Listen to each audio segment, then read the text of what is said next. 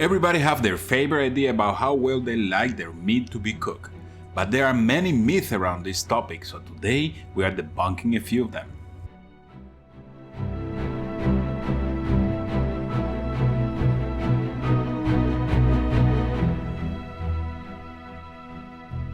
Many of you know that the worst mistake you can make when cooking a steak is to overcook it. Overcooked steak tends to be tough and chewy and devoid of any tenderness. And as a matter of fact, if you go to a good steak restaurant and you order a well-done meat and you listen well, you will hear some cringe sounds around you. But the question is the alternative safe?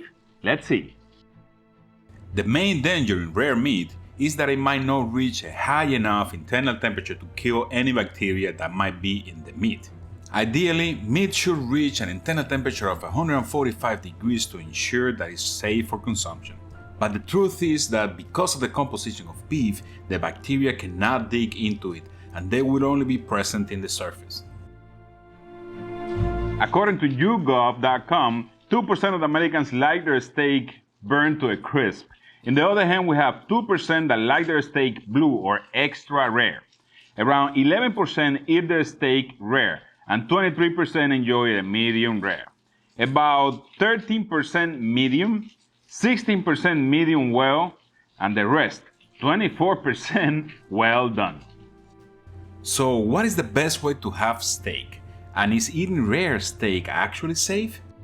A study from the University of Nottingham found that after intentionally sprinkling E. coli bacteria on steaks, the only time that bacteria survived on a rare cooked steak was in the case of unwashed utensils. Some time ago, there were very few ways of conserving meat, and most of it have to be eaten as soon as possible before it will get spoiled. But I'm not here talking about ancient history. This all happened here in the US just decades ago and is still happening in many countries and places around the world. Many of the Latin people I know, they would always ask for the meat to be cooked well done. And it is because technology and ways to preserve meat got to Latin America later on. And the only way they had to make sure they are not getting sick from eating the meat was to always overcook it. I just can't imagine how it used to be when we used to hunt for those mammoths and those big animals. That would have to be a wild party for a few days. The other main excuse for the well-done people is about the blood that comes out of the meat. For most people, the blood-like liquid oozing out of the meat when they cut into it isn't always appetizing. But the reality is that if it was blood, the entire steak will taste like blood no matter how you cook it. The red liquid is actually myoglobin, and this is a protein that is found in muscle tissues and is in charge of carrying oxygen through the muscles. And as the steak is cooked, the myoglobin darkens, which is why the more well done the meat is, the grayer it looks. Just be careful when you explain this, as you might be pushing some people to become vegan, and we all know that's sad. But now, getting back into the topic, we all know that the bacteria will die at temperatures above 140 degrees. So how do we know when the meat is done to turn? I've seen so many people and chefs talking about using your hands or different parts of your face to know when the meat is cooked to turn. But this, in my opinion, is a bunch of crap. I don't understand how would somebody recommend something like that when we all have different hands, different skin thickness, and for sure, some of us has a little bit more fat in certain areas than others. Also, there is the meat factor. Any meat that is full of marbling will behave and feel completely different to the touch than lean meat. And don't forget about the cuts. A freaking tenderloin will always feel softer than a chuck, no matter what you do. In any case, get yourself a good pen thermometer, and that will make your steaks perfect, no matter how many calluses you have in your hand or what meat you're cooking. If you're cooking in your grill as I'm doing here with my favorite method of reverse searing, you will need to get your meat internal temperature to heat up until it's about 10 to 15 degrees of your turn before searing.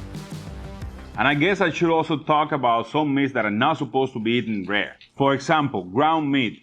No matter if it's beef or any other kind of meat, it should always be well cooked. And the reason is that the grinding process might introduce all the bacteria that is in the surface of the meat inside the meat and combine everything together. Another example will be blade tenderized. If you buy a certain piece of meat that says blade tenderized in the label, you know that have to be well cooked. as any process that uses the blades or the needles to punch holes into the meat will get all the bacteria that is in the surface and push it down deep into the meat. Also, pork should be cooked at least to medium. A little pink in the pork is okay, but never red. And of course, poultry. No chicken, turkey, quails, dogs, or any other feathered animal should be cooked to rare or even medium. The constitution of the muscles of the chicken or any other avian allow that bacteria to get deep down in there and hide in there. And the only way you know you're safe is if you get that meat over 150 degrees and take them out.